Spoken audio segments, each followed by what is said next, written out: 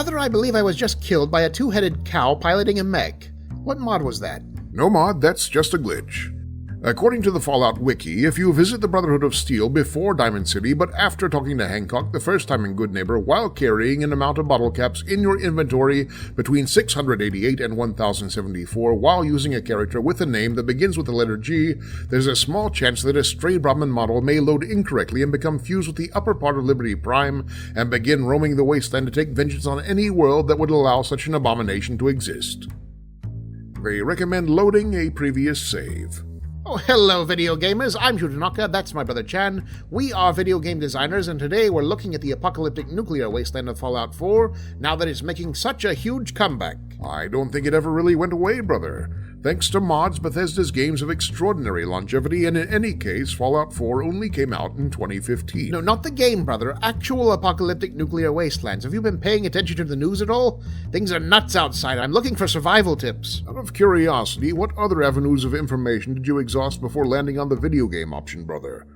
A survival course, perhaps? Books on radiation exposure? 30 seconds Googling? I do have a busy schedule. It's almost inspiring, brother, how you manage to simultaneously overreact and at the same time put forth no effort whatsoever into the overreaction. Scoff while you can, but this whole town will be scoffing radioactive pleas of mercy when I'm safe inside my underground vault. Note to self, build underground vault. Have Arnie pick up shovel next time he's out. I suppose it can't hurt to review some of the survival information the Fallout series imparts. If we're talking strict survival rules, I guess our first topic would have to be sustenance. Right, a speedy descent into cannibalism, I've got this one down. Actually, brother, you can't start as a cannibal in Fallout. It's a skill that you have to unlock. But that hardly seems realistic. What kind of skill could it possibly require? I'll bet I could eat a person right now if I put my mind to it. Who delivers around here? You're getting ahead of yourself, brother. The first foodstuffs you find in the wasteland will likely be preserved junk food from pre-apocalypse society. Snack cakes and potato chips. Doesn't Fallout take place like 200 years after the bombs fall? How is the food still edible? The Fallout universe takes place in an alternate timeline with different technology than our own. In their world, all packaged food was made with 1,000-year shelf life, not unlike a McDonald's cheeseburger. That does draw a clearer path to the cannibalism. A wastelander sustained on a diet of nothing but centuries-old Funyuns, living in a haze of his own irradiated onion farts, and one day he sees a human corpse and thinks, surely this can't be worse. Consider, brother, that a normal person might explore a few other options for fresh meat before making the leap to consuming human cadavers. Like eating them alive? Like post-apocalyptic wildlife. In the aftermath of total atomic destruction, background radiation will mutate conventional wildlife in a number of subtle and not-so-subtle ways. The lowly cockroach becomes the imposing 2-foot-long radroach. The American grizzly bear becomes the vicious radiation-scarred yaoguai. Even the common lowland gorilla is not spared. And you can eat them all, yes? That is the purpose of wildlife, brother, but beware, for in this new harsh world, much of the wildlife will attempt to reciprocate. Man-eating critters and critters eating man, thus do we all form a part of the great Pong game of life. And there's still cows. It may be the apocalypse, but you can still get a completely normal, old-fashioned quarter-pounder. The Brahmin are mutant two-headed cows, brother. Right, a half-pounder then. No downside. The downside is that basically every animal wants to kill you, brother, and not just the animals. Your fellow humans are even deadlier. Which brings us to self-defense. Again, the apocalypse has not yet presented a survival scenario that cannot be bested by a judicious and proactive application of cannibalism. I've got this down. You're not likely to be the only human recycler in the wasteland, brother, and cannibals are hardly the only human hostiles to deal with.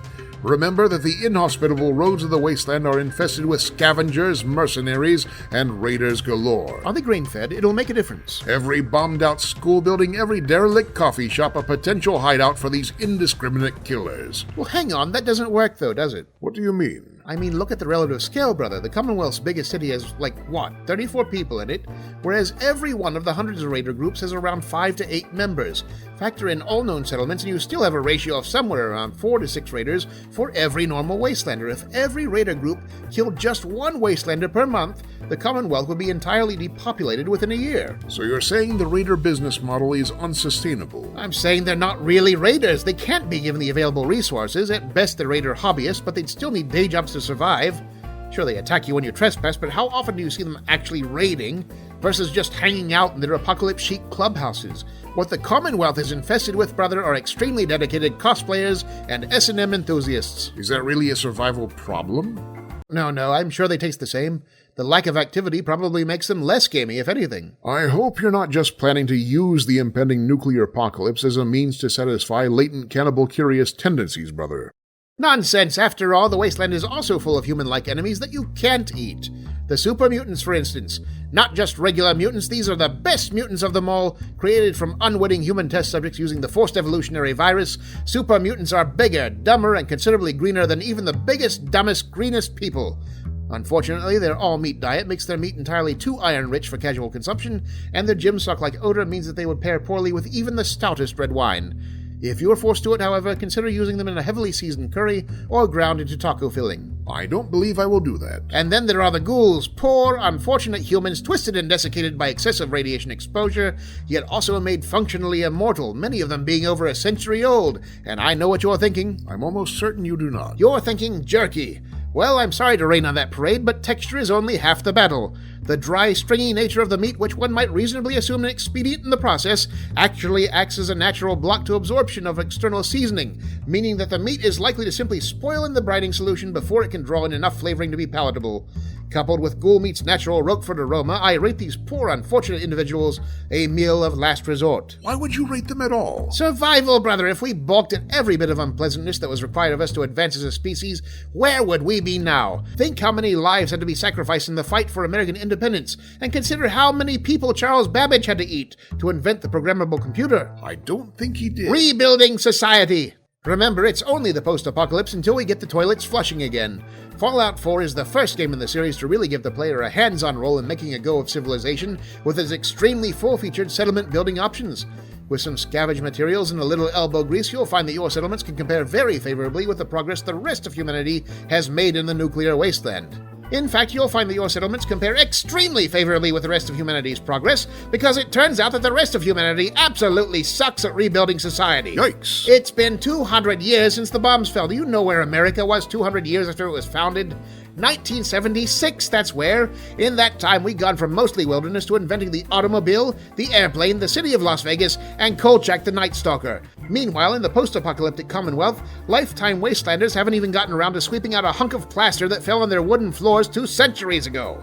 Look, I've lived through winter in Ohio. I know that dismal surroundings can sap one's energy, but it really takes a career lethargist to be born, grow old, and die in the same cabin with a tipped-over cabinet in the living room and never think, maybe I should try rotating this 90 degrees and see if that works better. They do seem to have some distinct housekeeping issues. It's not just domestic shortfalls. There should be manufacturing, textile mills, brick and lumber yards, commercial farms, public transit, massive terraforming and construction projects. Instead, the most advanced development we've seen among the general populace since the last game is learning to tie a lantern to a cow. 200 years and they're just rediscovering Rudolph the Red-Nosed Reindeer tech. I take it then that your in-game settlements are ahead of the curve? Oh, absolutely. Indoor plumbing, clean floors, wholesome entertainment, state-of-the-art defense systems. Adequate food? Oh, in the early days we had a small problem with resources, but that was no match for a little wasteland ingenuity. No empty bellies in my settlements. Now every settler goes to sleep secure in the knowledge that their diet is as robust and healthy as any in the Commonwealth. My settlers are physically fit, mentally adjusted, pleasantly dispositioned, and well-marbled. Mannered. They're well-mannered. Brother, are you 100% certain that you're not turning into a Wendigo? I just want to keep my survival options open, brother. What if there's untapped potential here that we're overlooking just because it's distasteful? If I eat an enemy, do I gain his courage? If I eat a companion, do I get double the carrying capacity? Think about it. Is it really so different from pork? Why would they dress cartoon pig sausage mascots up in coats and monocles if they didn't want you to make those connections? That does it. You're going on 2 weeks detox. Who are you to judge me? Until next time, video gamers, this is Chan Tanaka and my brother Hannibal bidding you happy gaming and 2 weeks of kale and carrot sticks. Can I arrange the carrot sticks into a scared face? We'll see.